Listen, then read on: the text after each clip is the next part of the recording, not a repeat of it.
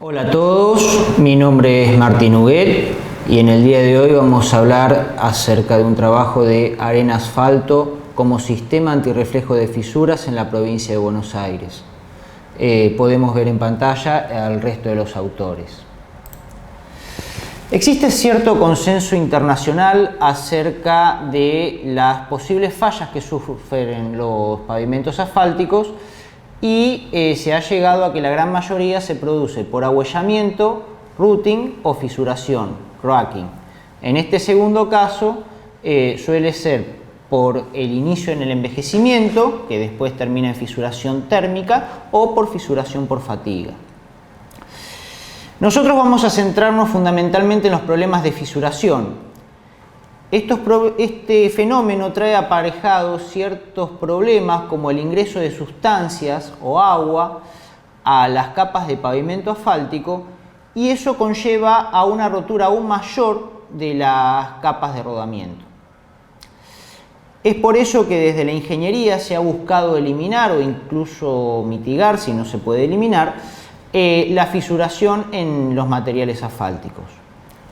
Una de las alternativas posibles es la interposición de capas de muy pequeño espesor capaces de absorber los esfuerzos que se producen debido a las fisuras. Las arenas asfalto pertenecen al grupo de las SAMI o membranas aliviadoras de tensiones intercapa. Como ya dije, tienen la capacidad de absorber tensiones y de esa manera retrasan la aparición de las fisuras. Suelen utilizarse para distintas cosas, generalmente los usos más utilizados son para capas asfálticas por encima de losas de hormigón, entonces de esa manera puede evitarse la reflexión de fisuras por el movimiento de juntas, o para bases muy rígidas o bases fatigadas, que se fisuran y también producen un reflejo de esas fisuras en las capas asfálticas.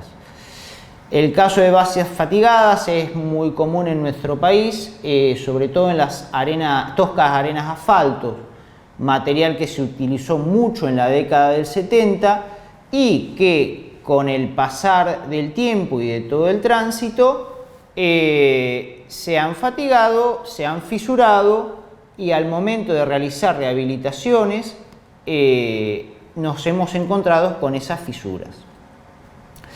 La forma de dosificación de las arenas asfálticas consisten básicamente en la utilización del método Marshall, concentrándonos en los parámetros volumétricos, y como método de control lo que se hace es la verificación de espesores y la fórmula utilizada. En nuestro país están especificadas desde el año 2017 por la Dirección Nacional de Vialidad en las especificaciones técnicas generales. ¿Qué quiere decir esto? Que cualquier obra que haya habido anteriormente o que no pertenezca a la órbita de vialidad nacional, la utilización de arena asfalto tuvo que ser especificada de forma particular. Vamos a ver un poquito algunos casos. En primer lugar vamos a hablar del camino Parque del Buen Aire. Se trata de un camino de 23 kilómetros de longitud que forma el segundo anillo de circunvalación de la Ciudad Autónoma de Buenos Aires, uniendo el acceso oeste con el acceso norte. Tiene mucho tránsito, ¿sí? Es transitada por 2 millones de usuarios por mes y fue construida a finales de los 70, principios de los 80, y en sus bases justamente tenía tosca arena asfalto. ¿Qué sucede? En el 2012 se decide realizar una rehabilitación del camino y en las bases de tosca arena asfalto de los carriles lentos se removió toda esa tosca arena asfalto, pero para el carril rápido se decidió dejarla. El problema radicaba en qué sucedía con las fisuras. Como se puede ver en la imagen superior, estaba muy fisurado el tramo. Entonces lo que se decidió hacer para que esas fisuras justamente no se reflejen a las capas superiores fue interponer en el paquete 2 centímetros de arena asfalto con asfalto polímero, por encima de ello 9 centímetros de concreto asfáltico en caliente de tamaño máximo 19 con asfalto modificado y como carpeta de rodamiento 5 centímetros de SMA 19. En la imagen inferior podemos ver a la arena asfalto recién colocada. Otro de los casos que vamos a abordar es el de la ruta provincial número 6. Esta situación ya se da bajo la órbita de vialidad de la provincia de Buenos Aires.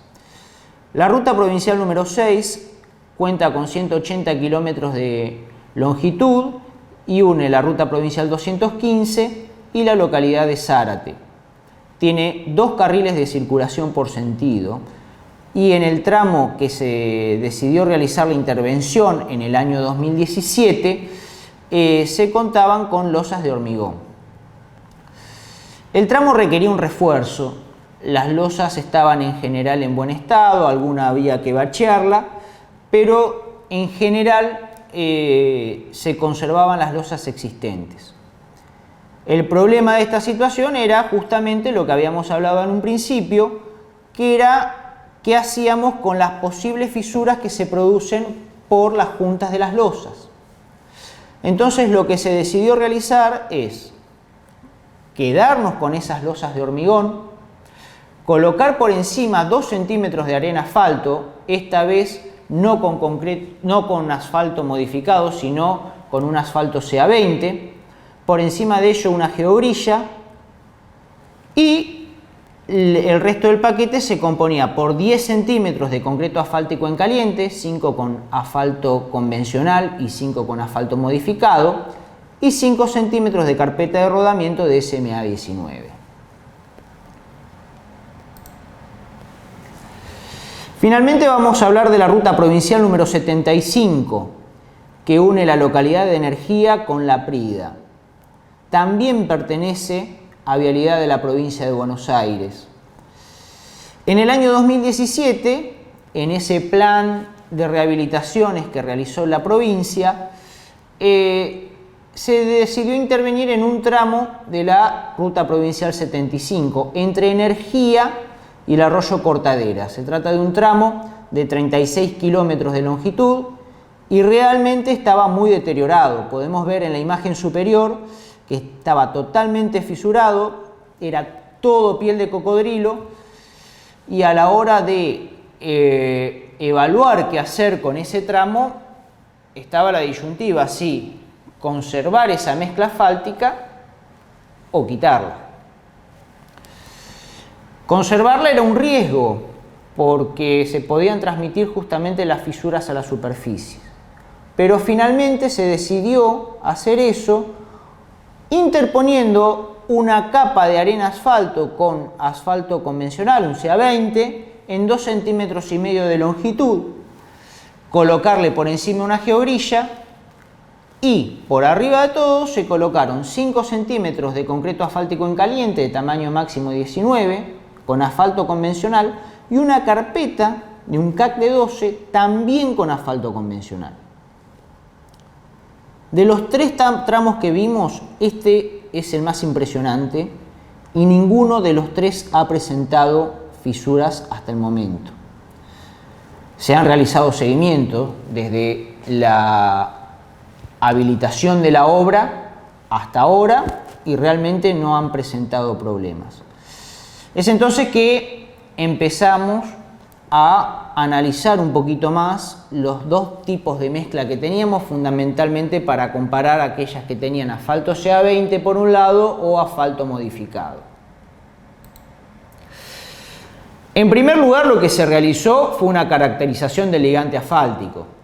Como podemos ver, se realizaron perfiles de viscosidad, se realizó retorno elástico por torsión. Obviamente el asfalto convencional no presentaba retorno elástico, sí lo hacía el asfalto modificado, y se evaluó la alta temperatura del grado PG. ¿Por qué? Porque al ser materiales muy flexibles, por decirlo de alguna manera, material que absorbe tensiones, tenemos que estar seguros de que no se va a huellar, porque no queremos atacar la fisuración por un lado, pero que se nos ahuelle por el otro. Como puede verse en pantalla, el AM3 tiene un mejor rendimiento que el CA20, teniendo una mayor temperatura de PG.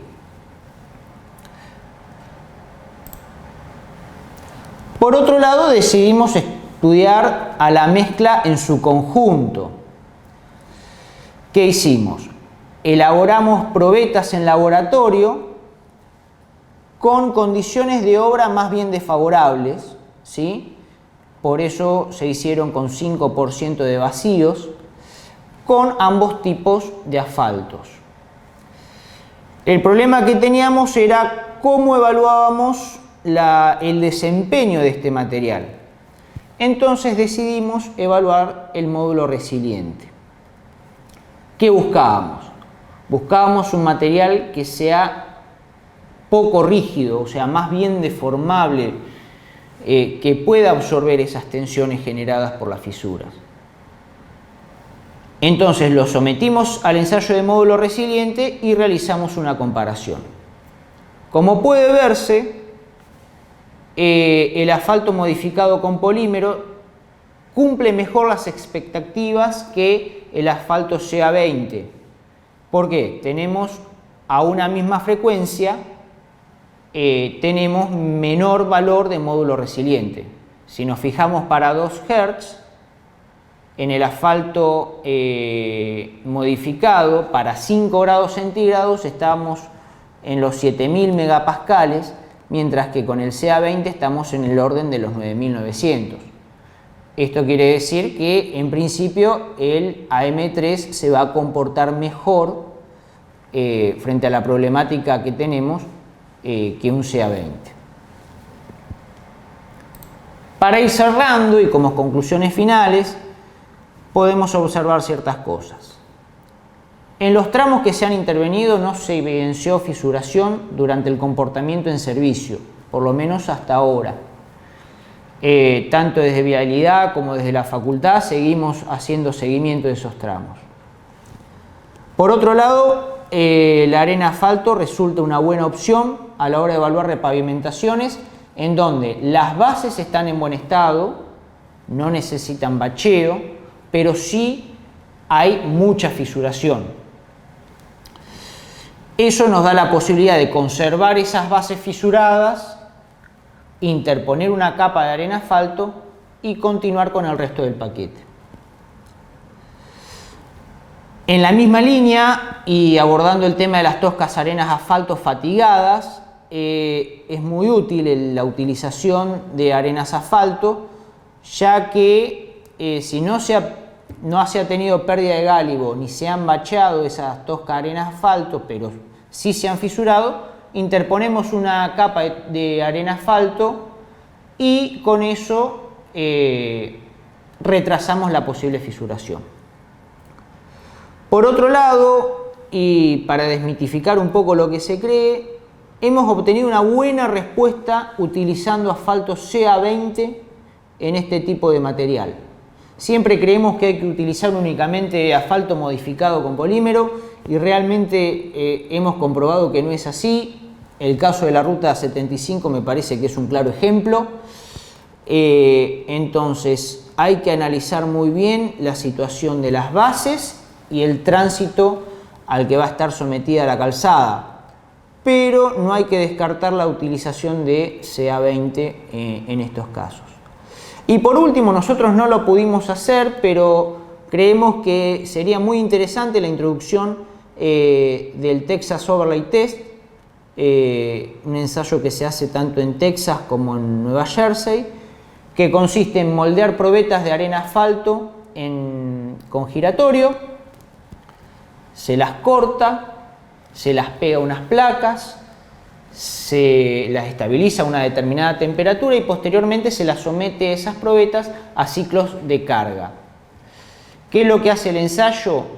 Evalúa la cantidad de ciclos en donde se produce la fisura y lo hace teniendo en cuenta la caída de un porcentaje de carga. Nos parece muy interesante para evaluar este tipo de materiales, pero lamentablemente todavía no hemos podido realizarlo. Bueno, eso es todo. Muchas gracias por su atención.